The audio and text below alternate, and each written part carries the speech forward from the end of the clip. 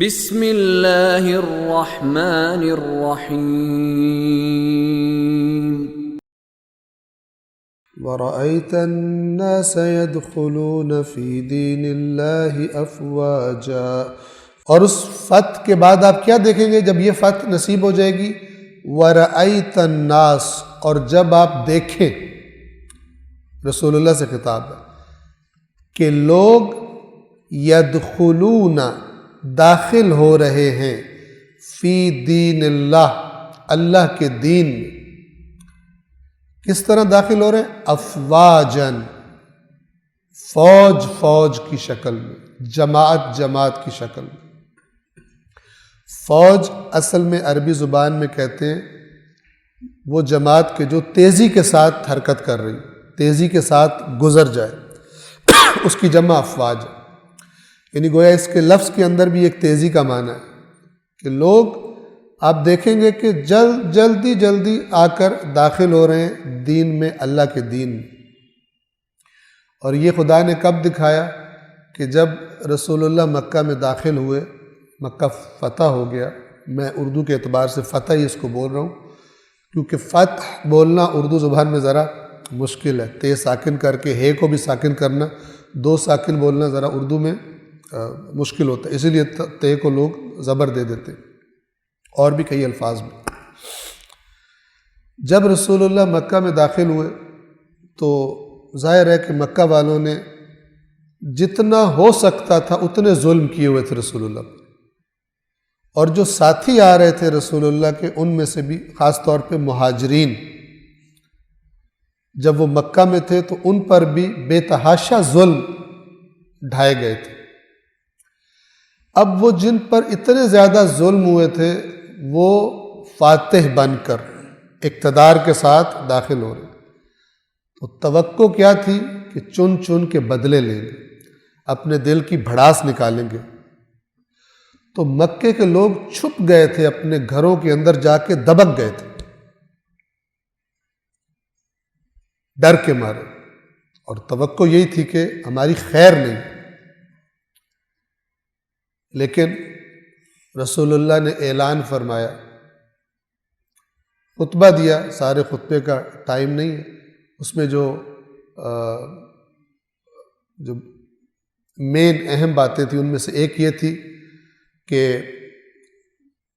تمہارا اے مکے والو، مکے کے سردار خاص طور پر، تمہارے جتنے فخر تھے اور جتنا تم اپنے آپ کو برتر سمجھتے تھے، جو تم نے اپنی برتریاں بنائی ہوئی تھی، دوسروں کو گھٹیا سمجھتے تھے، جن باتوں پر تم فخر کیا کرتے تھے، آج ساری کی ساری میرے پیروں کے نیچے۔ کیا مطلب؟ یعنی سب کو میں باطل قرار دے رہا ہوں۔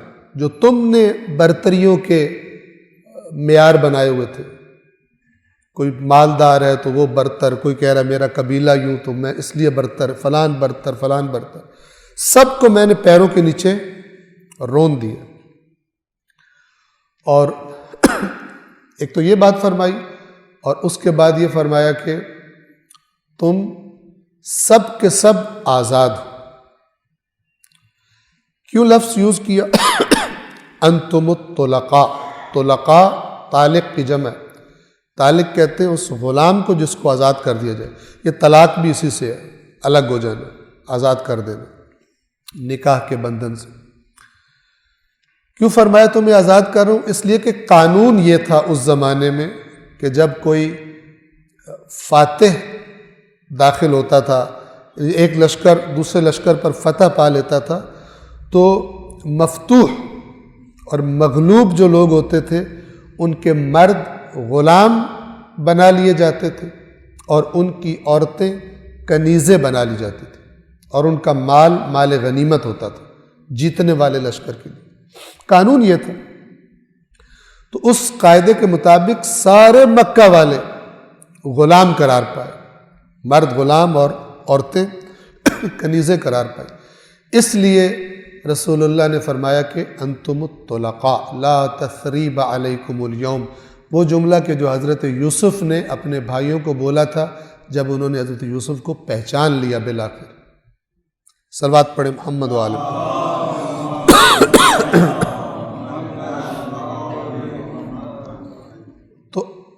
جب یہ اعلان رسول اللہ کا لوگوں کے کانوں پر پڑا تو اس کا اثر یہ ہوا کہ دوڑ دوڑ کر پورا خاندان، پورا قبیلہ اسلام قبول کرنے کے لیے آنے لگے۔ وَرَأَيْتَ النَّاسَ يَدْخُلُونَ، یہ پہلے اللہ نے نازل کر دی تھی۔ سورہ نصر کب نازل ہوئی؟ یہ بھی قرآن مجید کے معجزات میں سے ایک معجزہ ہے کہ اللہ نے رسول اللہ کو جو جو وعدے کیے تھے سب پورے ہو گئے۔ انتہائی ابتدائی دور سے لے کر آخر تک جتنے اللہ نے رسول اللہ سے وعدے کیے تھے سب پورے کیے، اور ان میں سے ایک بڑا وعدہ یہ سورۃ النصر کی شکل میں نازل ہوا تھا۔ ایک سورہ ہے سورۃ الفتح، گزر چکی۔ بسم اللہ الرحمن الرحیم، انا فتحنا لک فتحا مبینا، بے شک ہم نے آپ کے لیے ایک روشن فتح عطا کر دیا آپ کو۔ وہ فتح یہ والی فتح نہیں ہے، اذا جاء نصر اللہ والفتح والی فتح اور انا فتحنا لک فتحا مبینا فرق۔ کیوں؟ اس لیے کہ وہ جو فتح تھی اس کے بعد لوگ فوج در فوج داخل نہیں ہوئے اسلام میں۔ اس فتح مکہ کے بعد فوج در فوج لوگ، یعنی باقاعدہ جو دیکھنے میں آیا، لوگوں نے دیکھا کہ پورے قبیلے آ رہے ہیں اور اسلام قبول کر رہے ہیں بغیر کسی زبردستی کے، چونکہ رسول اللہ نے شرط نہیں لگائی تھی کہ اسلام قبول کرو تو چھوڑوں گا، آزاد کر دیا تھا۔ وہ فتح کون سی تھی کہ جب انتہائی سخت شرائط قبول کی رسول اللہ صلی اللہ علیہ وآلہ وسلم نے، اتنی سخت شرائط کہ جو اصحاب تھے اور رسول اللہ سے بیعت کر چکے تھے کہ ہم جانیں قربان کر دیں گے اور یہاں سے جائیں گے نہیں، لڑیں گے ہم کفار کے ساتھ، ان کو بھی سمجھ نہیں آ رہی تھی، اتنی سخت شرائط تھی۔ لیکن بالآخر وہ صلح جو ہوئی تھی وہاں پر، صلح حدیبیہ کے مقام پر جب وہ ہو گئی ان سخت شرائط کے ساتھ، اور رسول اللہ اپنے ساتھیوں کے ساتھ واپس جا رہے تھے، عمرے کے لیے آئے تھے، نہیں کر سکے۔ یہ تو بڑی ایک قسم کی لوگوں کے لیے، ساتھیوں کے لیے مایوس کن بات تھی کہ ہم کیا کر کے جا رہے ہیں واپس، جس کام کے لیے آئے تھے وہ بھی نہیں ہو سکا۔ ایک مسلمان ہوا بندہ آیا، اس کو بھی واپس کر دیا پھر مار کھانے کے لیے، اور شرائط اتنی سخت، ان کا کوئی آ جائے ہمیں واپس کرنا پڑے گا، ہمارا کوئی یعنی وہاں سے مسلمان ہو کے کوئی آ جائے مدینہ واپس کر دیں گے، یہ بڑا تکلیف دہ تھا۔ چونکہ ایمان کا رشتہ جب ہوتا ہے تو بڑی محبت ہو جاتی ہے مومنوں سے، اگر صحیح والا ایمان ہو تو مومنوں کو محبت ہو جاتی ہے، اور اگر کوئی ہمارا دوبارہ کفر اختیار کر کے واپس مکہ چلا جائے گا تو ان کو واپس کرنا نہیں ہے، یہ تو بڑی عجیب سی بات ہے۔ لیکن اللہ نے جب یہ صلح حدیبیہ کا معاہدہ لکھا گیا اور بالکل بوجھل گویا کہ واپس جا رہے تھے کہ کیا ہو گیا ہمارے ساتھ، خداوند عالم نے فرمایا، یہ سورہ نازل ہوئی، انا فتحنا لک فتحا مبینا، کہ آپ یہ نہ سمجھو کہ آپ کے ساتھ کوئی پرابلم ہو گئی، ہم نے آپ کو روشن فتح، یعنی یہ صلح حدیبیہ جو ہے یہ فتح ہے آپ کی۔